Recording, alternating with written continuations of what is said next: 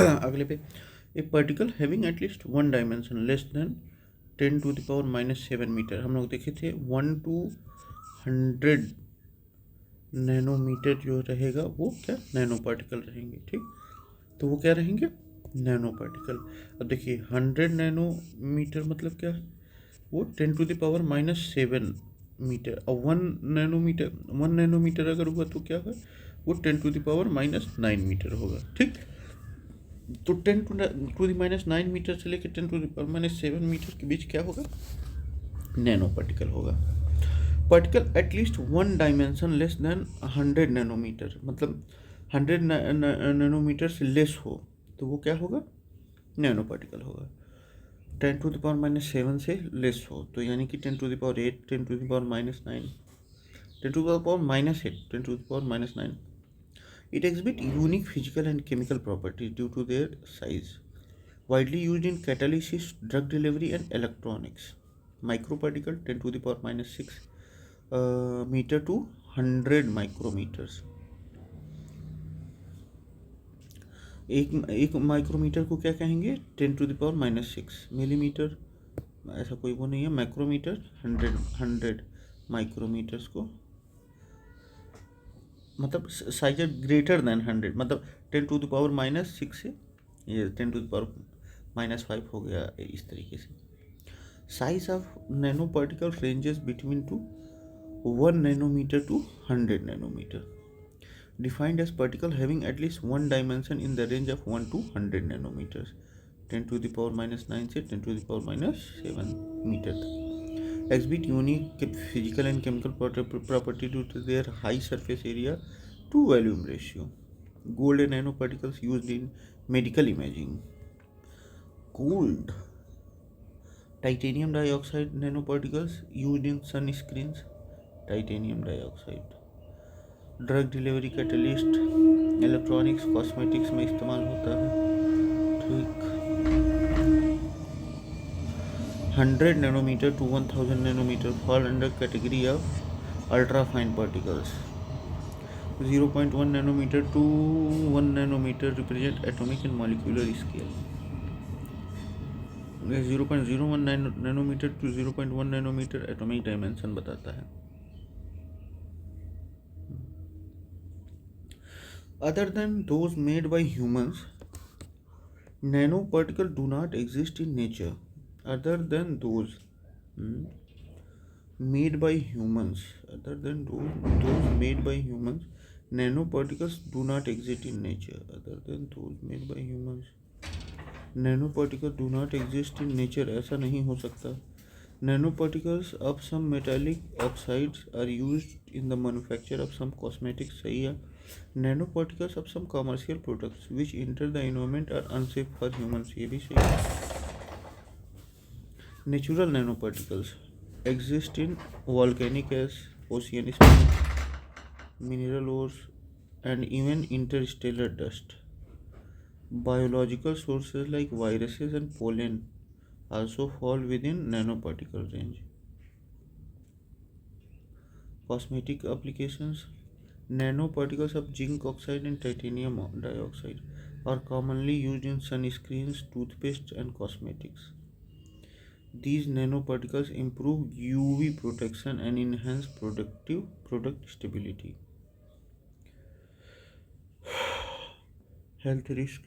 Some nanoparticles can penetrate biological membrane, leading to lung inflammation, allergic responses, and genetic damage. Inhalation of carbon nanotube may cause lung toxicity.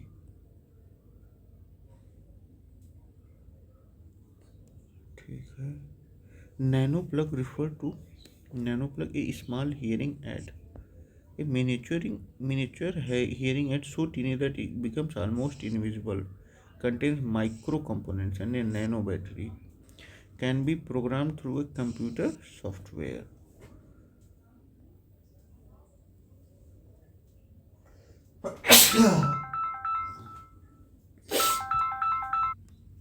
Which one of the following statement is correct?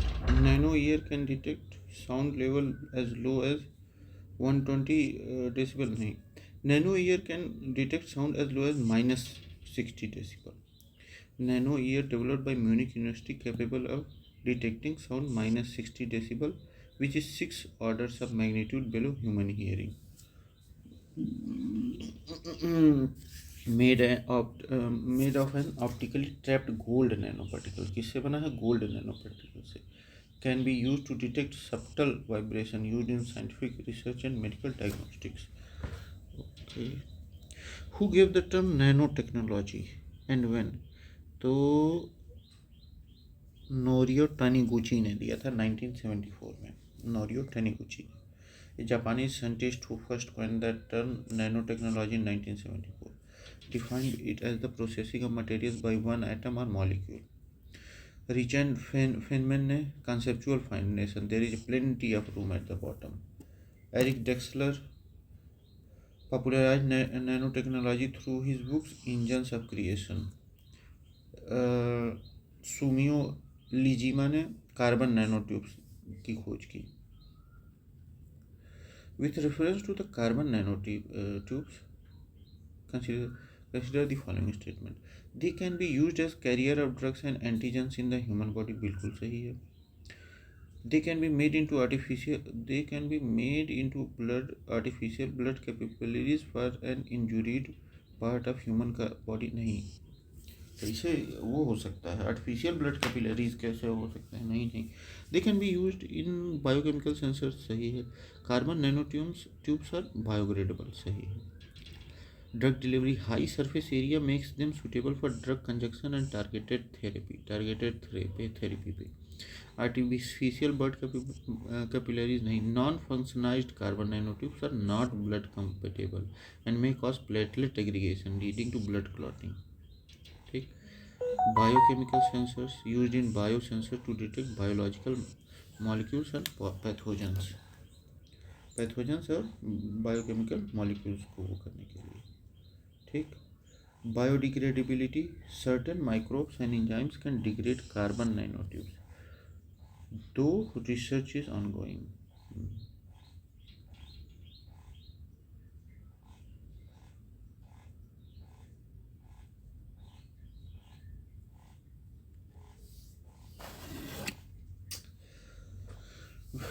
With reference to the use of nanotechnology in the health sector, which of the following statement is correct?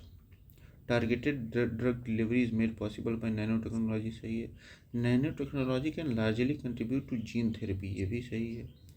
Targeted drug delivery use nano carriers such as liposomes, dendrimers, and nanoparticles to deliver drug specifically to affected cells, minimizing the side effects.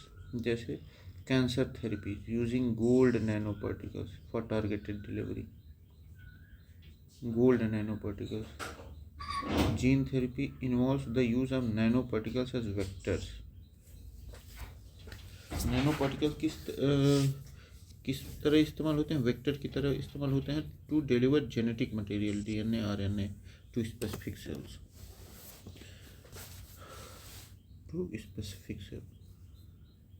CRISPR-Cas9 combined with lipid nanoparticles for gene editing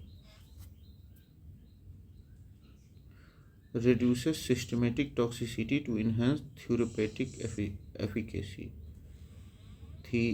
Therapeutic efficacy used in treating genetic disorder, cancer, and infectious disease.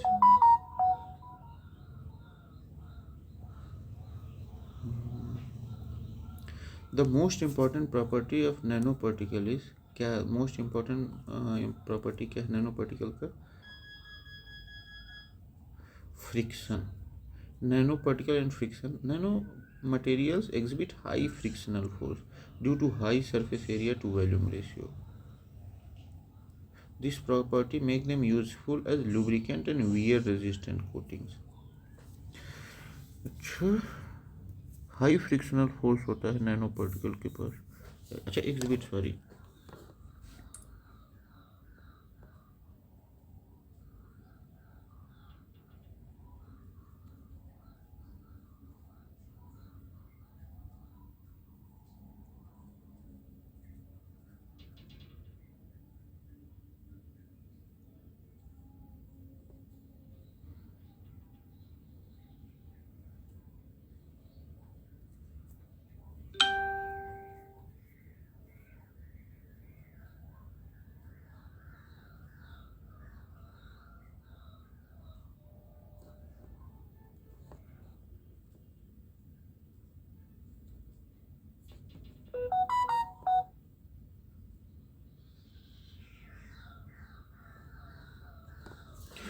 जो nano particle होते हैं वो high frictional force show करते हैं due to their high surface area to volume ratio.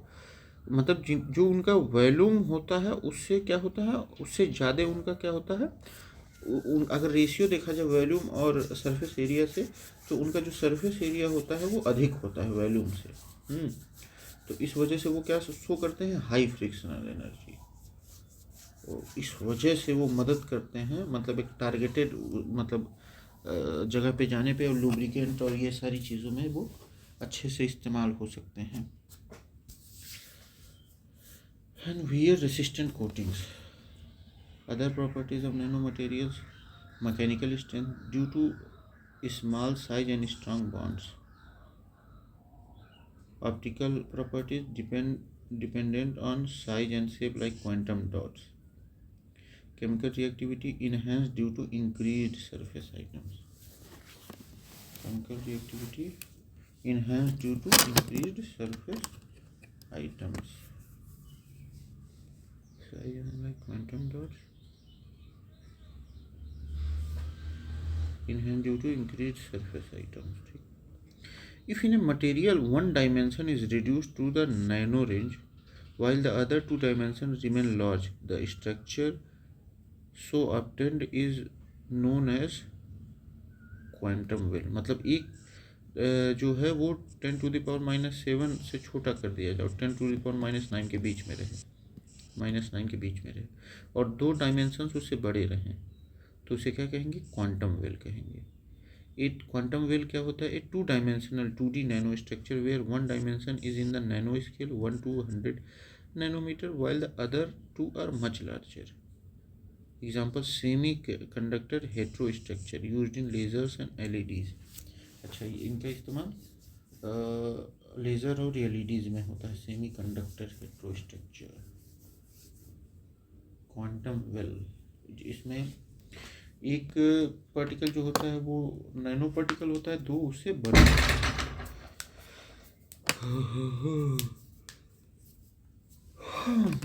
और quantum wire क्या होता है, 1 डायमेंशनल होता है, मतलब एक बड़ा होता है, दो छोटे होते हैं, मतलब 2 नैनो स्केल पे होते हैं। Quantum dot 0 dimensional where all 3 dimensional in nano scale. मतलब क्वांटम डॉट कौन सा होता है, जिसमें तीनों पार्टिकल क्या हो, नैनो स्केल पे हो। क्वांटम स्टेप ऐसा कुछ नहीं होता है। तो क्वांटम वेल में एक मतलब एक पार्टिकल नैनो स्केल पे होता है 3 में से। क्वांटम वायर में 2 पार्टिकल नैनो स्केल में होते हैं 3 में से, और क्वांटम डॉट में तीनों होते हैं। एक quantum dot is a semi conductor nano structure. Quantum dot क्या है, सेमी कंडक्टर नैनो स्ट्रक्चर होता है। Quantum dot semi conductor nano crystals that confine electrons in all 3 spatial dimension. मतलब वो 0 समझिए डायमेंशन के होते हैं quantum dot. Exhibit size dependent optical and electronic properties, मतलब एकदम बढ़िया से वो करते हैं। किस में इस्तेमाल होते हैं quantum dot, bio imaging, fluorescent में मार्कर्स में, electronics, quantum dot LEDs, QLEDs, quantum dot LEDs, solar cell, improve light absorption, light absorption करने में बहुत मदद करते हैं क्वांटम डॉट। ओके,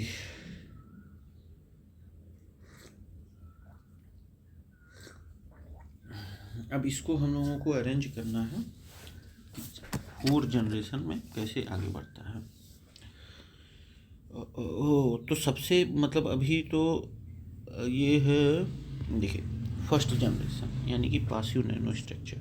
इसमें क्या था, एरोसेल थे, कोलाइड्स थे, पॉलीमर्स थे, simple passive materials with enhanced properties. Second generation active nano structures. इसमें क्या है, targeted drugs, transistors exhibit dynamic function like targeted delivery. ठीक, ये दूसरा generation. Third generation system of nano system.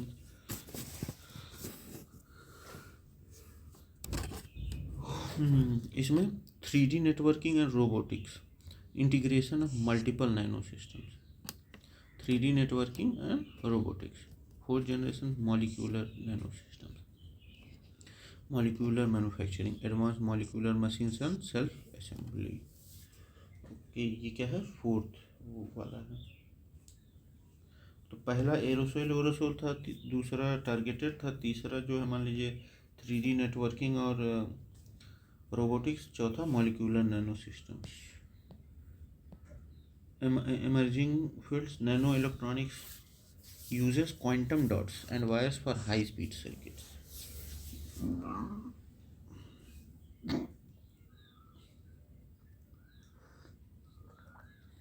Nanomedicine, advanced drug delivery and cancer diagnostics. Environmental application, nanofilters for water purification. Toxicity, some nanoparticles can penetrate biological membranes, causing cytotoxic effect. अच्छा, biological membrane में भी वो हो सकते हैं। Regulation, need for stringent policy to control nano material users. Okay, अब आते हैं हम लोग नैनो हमिंग बर्ड। ये क्या है? ये एक है pocket sized unmanned spy plane developed in the USA. Nano hummingbird developed by AeroVironment in US, a nano air vehicle designed to resemble and fly like hummingbird, part of DARPA, Defense Advanced Research Project Agency। क्या है feature? Remote control aerial vehicle capable of hovering and rapid manoeuvring, can carry cameras and surveillance equipment, used primarily for reconnaissance and espionage। Significance क्या है? Represent the miniaturisation of UAVs unmanned aerial vehicles, application in military surveillance and intelligence gathering। Okay. The first successful attempt to tap underground heat was made in Baiso, Idaho underground। First successful attempt to tap underground heat। अच्छा, मतलब जो geothermal energy वाला मामला है हम लोगों का, वो कहाँ? बॉयसे इडाहो में इस्तेमाल किया गया था। Boise Idaho, USA. Geothermal energy utilization, first successful attempt to tap underground heat was made in Boise, Idaho in 1890। A hot water pipe network was built to supply heat to surrounding buildings। A hot water pipe network surrounding buildings में भेजने के लिए किया गया था।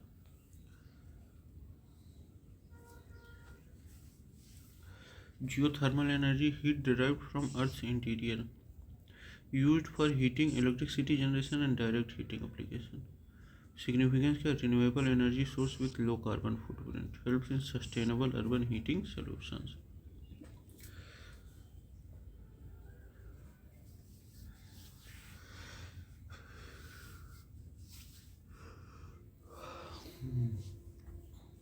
What is the location of Enron power project? तो वो है दाभोल में, Dabhol. Enron power project located in Dabhol, Guhagad Taluka, Ratnagiri district, Maharashtra। Initially developed by Enron, GE and Beslet at Dabhol Power Company, currently managed by Ratnagiri Gas and Power Limited। It is one of the India's largest gas-based power plants. Faced controversy related to project cost and environmental issues। Dabhol, Dabhol Enron power project कहाँ है? दाभोल में, Maharashtra.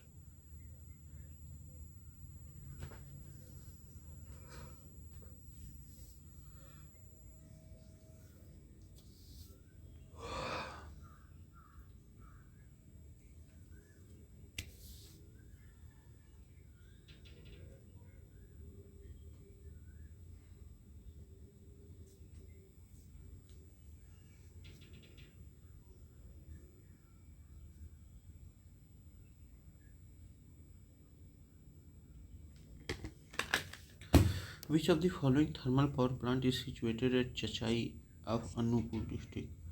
Amarkantak Power Station। Amarkantak Thermal Power Station in Chachai, Anuppur district, Madhya Pradesh। Anuppur, managed by MP Power Generation Company Limited, coal fired thermal power plant contributing Madhya Pradesh energy supply। Satpura power station Sarni Betul MP में है। Bansagar power station hydro electric project है Son river पे। ठीक।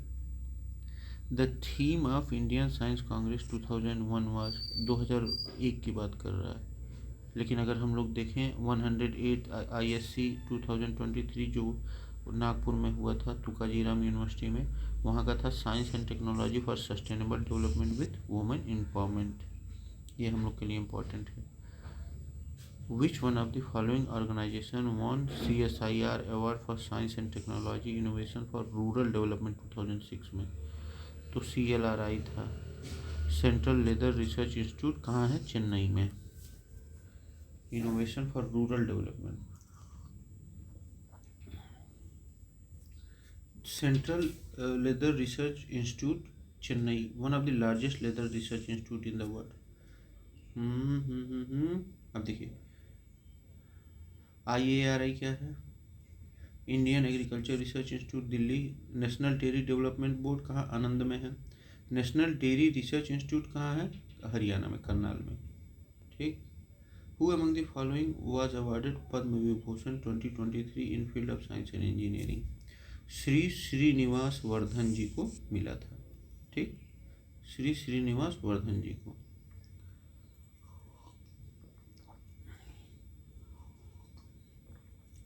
श्री श्रीनिवास जी को Abel prize भी मिला था, first Asian to achieve this honour. इसे क्या कहते हैं?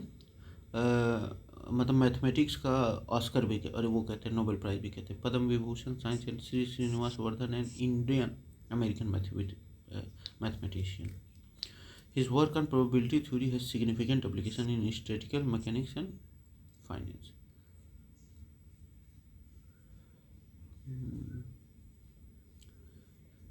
Dilip Mahalanobis oral rehydration theory पे काम करते हैं। Narendra Singh Kapany, father of fibre optics. Narendra Singh Kapany को फाइबर ऑप्टिक्स का फादर कहते हैं। SM Krishna external affair minister, farmer, ये पहले मतलब फार्मर थे। Which one of the following organisation is not related to science and technology?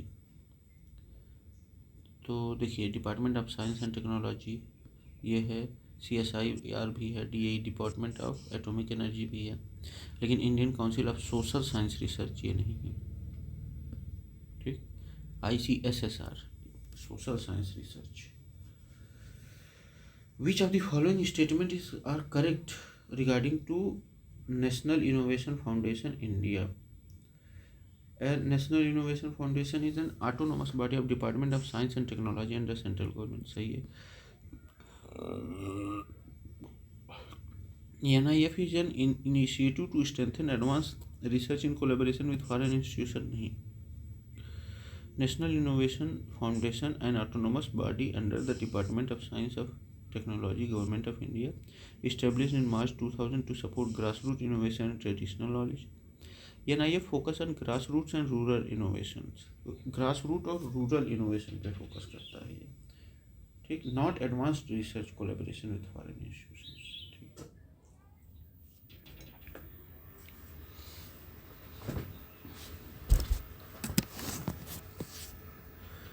अब ये देखते हैं, शेवरन ऑयल कंपनी है, an American multinational energy corporation based on San Ramon California, engaged in oil, natural gas and geothermal energy.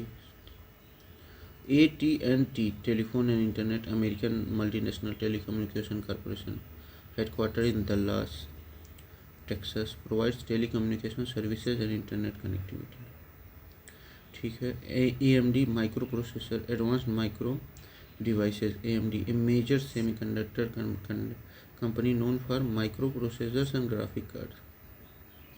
Okay, Enercon GmbH Wind Energy, a German company specializing in the wind turbine manufacturing, established in 1984 by Alois Wobben. ठीक है।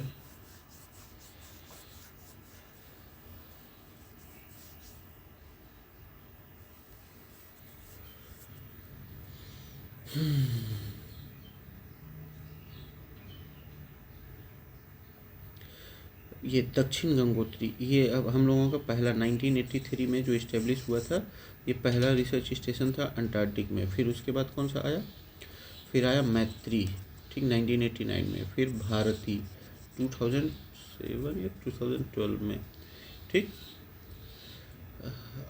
Arctic पे कौन सा है, हिमाद्री और India arc. India दक्षिण Gangotri first permanent research station in Antarctica established in 1984, part of Indian Antarctic program, primarily used for scientific research including glaciology, atmospheric sciences and geology. मतलब buried under snow in 1990 was succeeded by Maitri. अभी क्या है, now serves as supply base and transit cap. India marked India's presence in Antarctic exploration.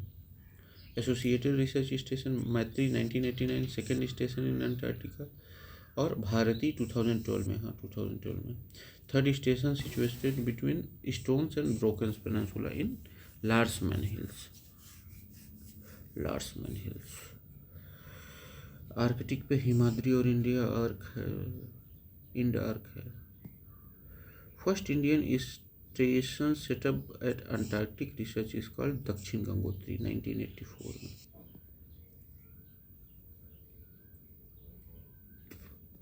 The recent research station set up in Antarctica is called Bharti 2012 में ये वो हुआ था, ठीक। Third permanent research base in Antarctica was commission in Bharati 18 March 2012, located at rocky promontory fringing Predij Bay between Storness and Brooks Peninsula, operated by National Center of Polar Ocean Research, ये गोवा में है। National centre for polar and ocean research Goa में है। The theme of new research station being set up in Antarctica by India was Bharati name, sorry theme नहीं, name enhances India's strategic and scientific capabilities in polar region. Built using 134 shipping containers, making it highly modular and insulated.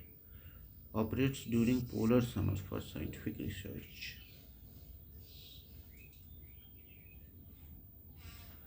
मैत्री second station है, Dakshin Gangotri first था, Bharati third था। The term IndArc sometimes seen in the news is the name of India's under water observatory to scientifically study in Arctic region. ये under water observatory है, established in 2014, located in Kongsfjord, Svalbard, Norway, jointly developed by the National Center for Polar Ocean Research and ESSO in Kois. Purpose to study Arctic climate and influence on the Indian monsoon. Monitor oceanographic and meteorological parameters. Help understand climate change and impact on Arctic ecosystem. India's presence in Antarctica guided by Antarctic Treaty 1959 में Antarctic Treaty हुई थी, to which India became a signatory in मतलब जिसमें signature किया था उसने 1983 में। 1984 में उसने दक्षिण गंगोत्री एक रिसर्च स्टेशन वो किया था वहाँ, अरे अंटार्कटिका में, और फिर मैत्री 1990 में, फिर 2012 में Bharti.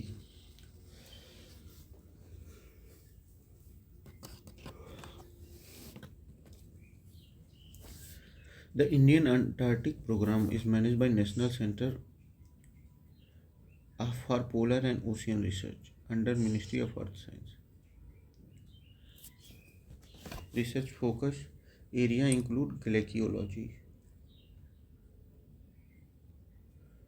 meteorology, seismology and environmental monitoring.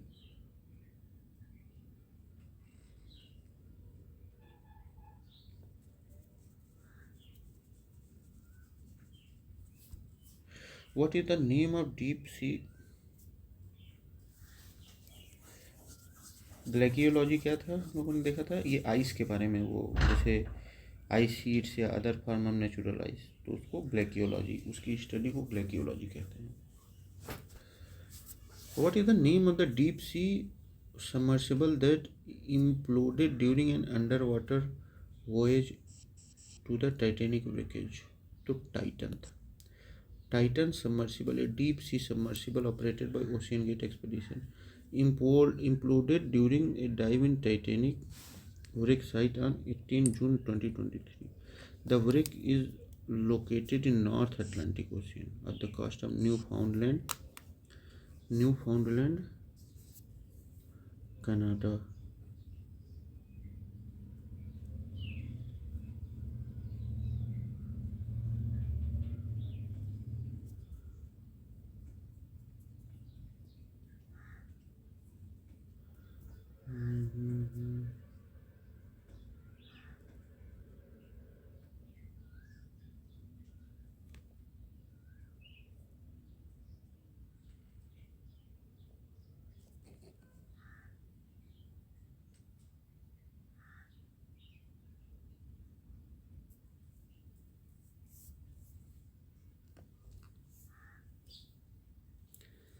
Key Titan was designed to explore depth to 4,000 meters, suffered a catastrophic implosion, leading to the loss of lives of all on board. Raised concern of deep sea exploration safety standards, initiated debates on regulatory framework for private submersible पनडुब्बी थी समझिए। Titan नाम की जो मतलब खोज में निकली थी टाइटेनिक के जो कूड़ा कबाड़ थे उनकी।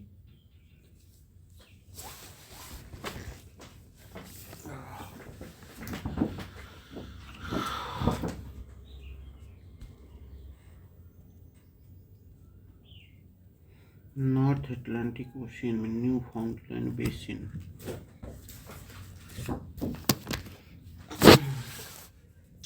Which one of the following statement best describes the polar code? Polar code क्या कोड है तो यानी कि कुछ मान लीजिए संधि वंधि टाइप होगा। It is a international code of safety for ships operating in polar waters. सही है। Polar code international code of ships operating in polar waters implemented by international maritime organisation came into force in 1 January 2017. Ensures safety and environmental protection for ship navigating the Arctic and Antarctic water. Encompasses SOLAS, safety of life at sea, and MARPOL, marine pollution. SOLAS, safety of life at sea, और MARPOL, marine pollution regulation. Includes guidelines of ship design, crew training, equipment and pollution prevention. Significance क्या है? Crucial for sustainable and safe polar navigation. Addresses the unique challenges of polar environment such as ice hazards and extreme weather.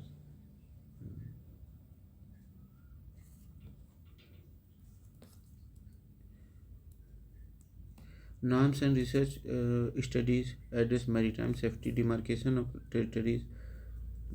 ये वो टेरिtorial वाला मामला नहीं करता है। Trade and security agreement misleading as Arctic council deals with it.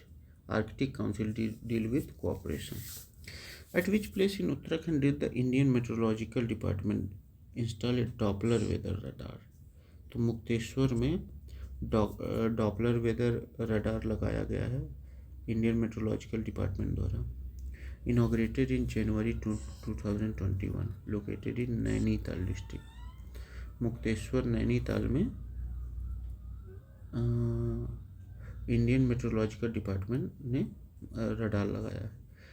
Part of integrated Himalayan meteorological project under ministry of earth sciences. Ministry of earth sciences इन सब पे काम कर रही है। Enhances weather monitoring in Himalayan region, helps in predicting severe weather conditions such as storms and heavy rainfall.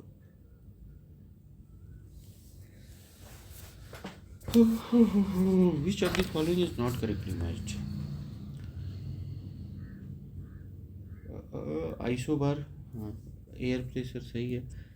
Iso height, height सही है। Iso line वो करता है मतलब कितना डेप्थ वेप्थ है। स्नोफॉल नहीं, isobath depth, sorry isoline isobar depth देखते हैं।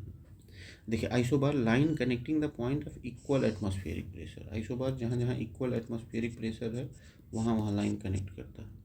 Iso height line at constant height above the reference point often using topography, कि हाइट कहाँ है, कहाँ कहाँ सेम है, उसको कनेक्ट करता है आइसो हाइट।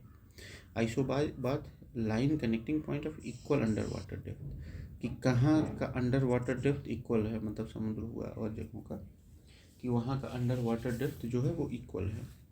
आइसो लाइन क्या रिप्रेजेंट करता है, represent lines of equal value of any measurable quantity like salinity and temperature. Isoline temperature और सैलिनिटी बताता है कि यहाँ सैलिनिटी और टेम्परेचर जो है वो बराबर है, सही है।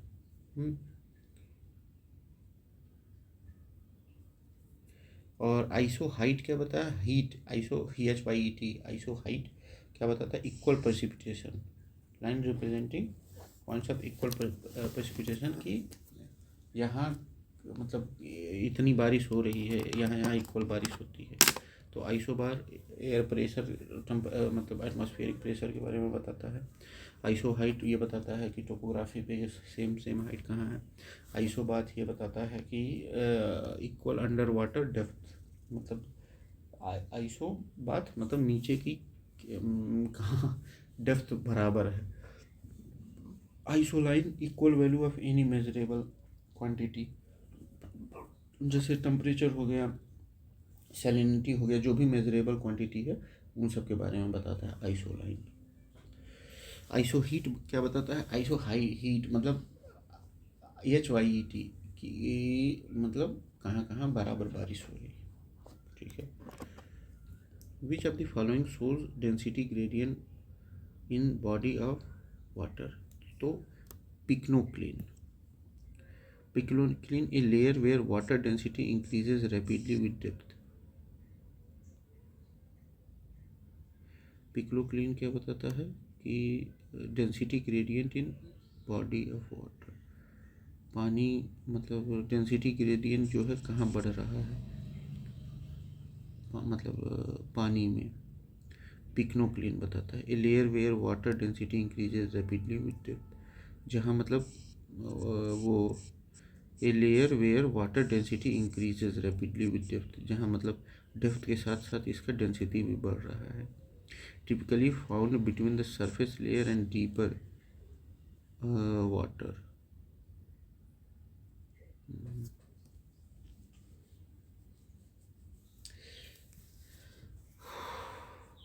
Density gradient, halocline zone where salinity changes sharply, usually exist between surface water and deeper saline layers. Thermocline layer where temperature drops rapidly with depth. Ecocline, these layers significant impact ocean circulation and marine ecosystem. Pycnocline क्या बताता है, density gradient के बारे में। हेलोक्लाइन salinity changes के बारे में। Thermocline temperature drops के बारे में, ठीक, ओशियन के।